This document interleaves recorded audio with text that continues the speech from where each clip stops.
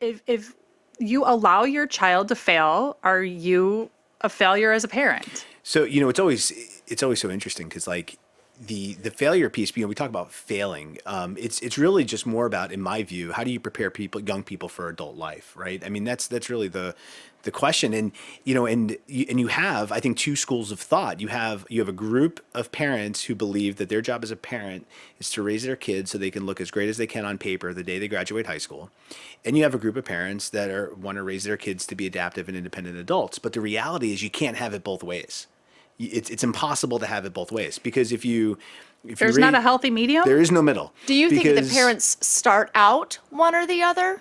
I think Or there's a point where we choose one of those? I think it depends. I think you have some people who definitely start out that way. I think you have other people that get pulled into that aren't sure what to do, and they get sucked into culture and what that message is, and then they wind up picking a side. But as a parent, you really can't have it both ways, because if a kid is going to look as great as they can on paper, that means you're going to do whatever you can as a parent to remove all the obstacles in order for that to Well, happen. of course, right? because otherwise something will not be perfect on paper. That's the point, right? So if you're raising a kid to be adaptive and independent, it means that when they have their hardship, you're going to let them figure it out. So if it means that, they get cut from a team, or, they have a hard time with friends or whatever, they just have a couple of bad semesters in high school, you're going to let that play out, because you're going to let your kids work through it and not remove the problem, so that by the time they graduate, could they have looked better on paper? Maybe, because a piece of paper is never going to say handled adversity with character and Exactly. love. That's not a thing Nope. to put on paper. So that's why, as a parent, you have to start questioning, who are you raising? Are you raising a young person with these well-developed intangible skills, or you want to raise somebody who's just been externally validated through grades and test scores? And there's just two distinct trains, right? So the reason why failure is such a nice buzzword is because failure ultimately encapsulates all the intangibles that people learn and that correlate to thriving into adulthood, comes through process of learning, not how well you can regurgitate what you've been taught. So there's that difference in it that I think that more and more people are resonating to. And quite honestly, the amount of, like I said, I've talked to thousands of parents over the past couple of years. So many parents, right, would say, you could sit and talk to somebody and say, my kid has to go to a good college, right? Then you could say, okay, when you look in your personal life, like, where did anyone that go to college, like, that you view as successful? Well, I don't know. Right. So we have this view of we have to go with this certain route in order to be successful. But when it starts to be challenged in one's personal life, you find that there's not as many people that went that route and found success as one would think. Right. So there's this construct that there's only one route. But the reality is it's 1,000 different ways. So people just need to, challenge themselves a little bit more on it. Plus the fact that when we talk about, emotional development of kids, most adults would say emotional intelligence is essential to being, is essential to success as an adult, right? I mean, that's what most people say. But we just want that to happen organically. Well, exactly. It just have to be, but then what happens is our culture says, well, everyone has to feel good all the time. So we're going to say, as parents, emotional intelligence is really important. But as parents, we'll say, but I really only want you to feel happy and excited about something, right? We only want to focus on one side of the coin of emotion, not the negative side. And that's where, as parents, we do fail, because somewhere along the way, parents got really uncomfortable watching kids cry. They got really uncomfortable watching them get upset. Hedonism is deeply embedded, though, for sure.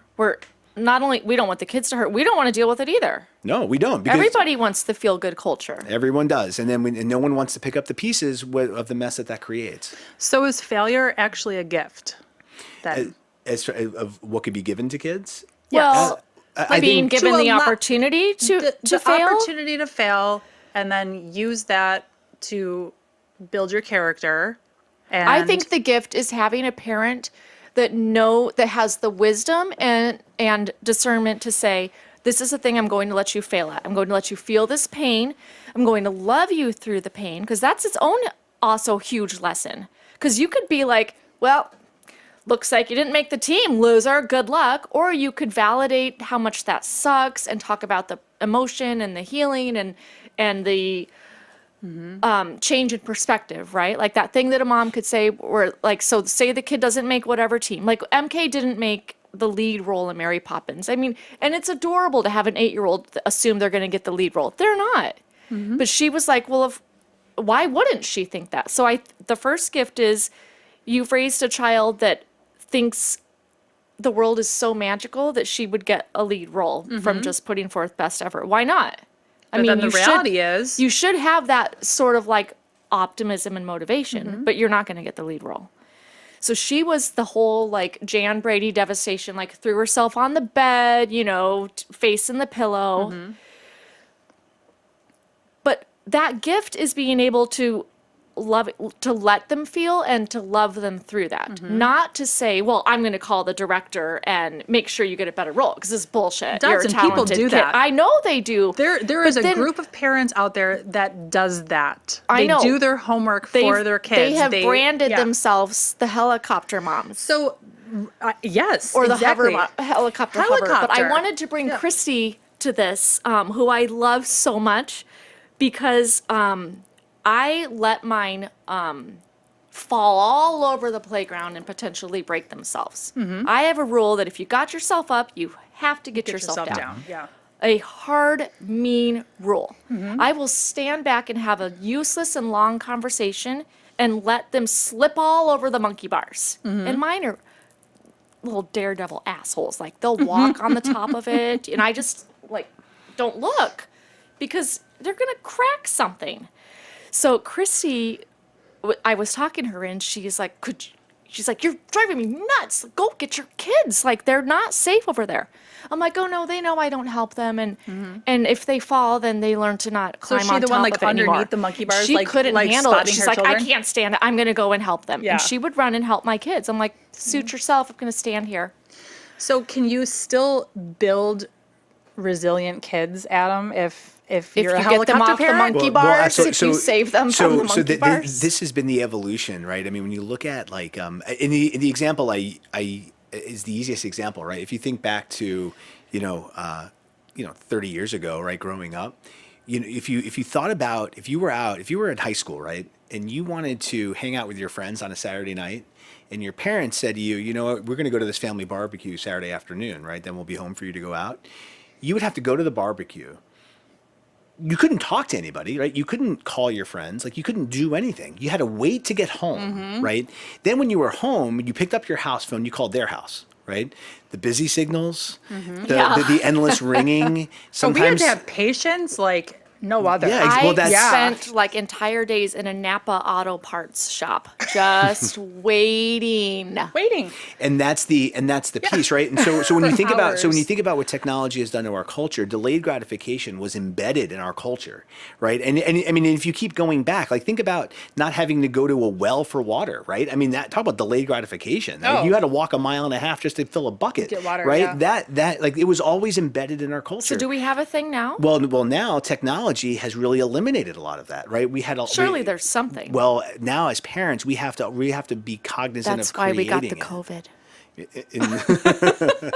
This has brought on It's- like giving us a reality check, right? We have to, because we have to artificially create it. I mean, and it's little, and it becomes little things, right? Like, I talk to a lot of parents, like, just some little examples of, like, kids in elementary school get Chromebooks now, right? In many grades. So oftentimes what happens is you have a kid with a Chromebook and the charger's up in their room, right?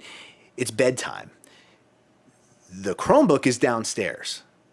Who is getting the Chromebook? Nobody.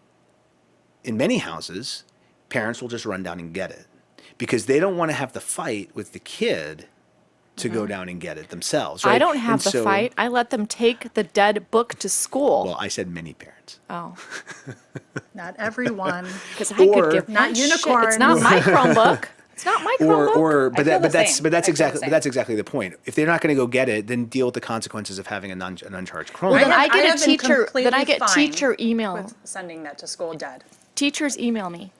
Please make sure. I'm like, that. You need to remind my kid that it's not my Chromebook. Or for all they know, you have mentioned it multiple times. Charge your Chromebook. Charge your Chromebook. I If they haven't. don't, I no. don't But care. I'm just saying, like, I have been in that position, and where I've gotten the email, and I'm like, so I will remind, because they're kids, they're short attention spans. They need reminders, whatever. I'll remind.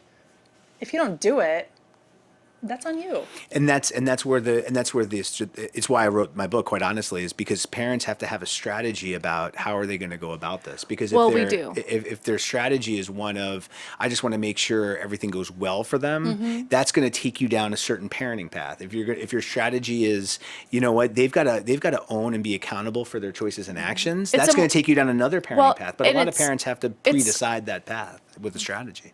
For me personally, the one is less stressful, but more laborious. As far as I'm not personally stressed out about the Chromebook being charged. I don't give a shit about that. But it takes energy away from me to let my child experience it and be empowered, because then I have to constantly be there to support how they're feeling as they continue to fail. My life, I think, would be easier if I would just plug it in. Oh, well, and that's why most parents do it, because they don't want to have the argument. They don't want to get the email. They don't want to go through all the, ripple effects of the decision. I don't either, but It's I don't just want a easier. 20-year-old that doesn't know how to plug in a Chromebook but either. That's the strategy, right? It's a long-term strategy You're versus looking at the short-term big gain. picture. That's exactly it. Well, God damn it. Maybe I should look at a smaller one. But what It's hard.